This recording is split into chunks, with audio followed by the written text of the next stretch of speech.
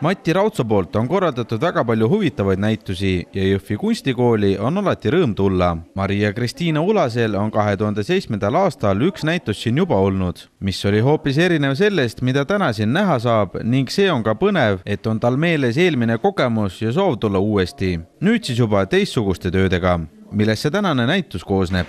Ta lähtub suuresti inimese joonistamise kogemusest. Ma olen alates juba ettevalmistuskursustest enne Kunstiinstituuti astumist asusin suure vaimustusega krokiid joonistama ja pikemaajalisi inimese figuure ja nüüd olen seda aastate jooksul pidevalt teinud edasi, õpetanud ka joonistamist Kunstiakadeemias ja selle tõttu need lähtuvad suuresti joonistamise kogemusest ja just selle kaudu inimese olemuse ja erinevate tasandite välise ja sisemiste niisuguste maastike ja teadvuse tasandite uurimiseks on see muutunud.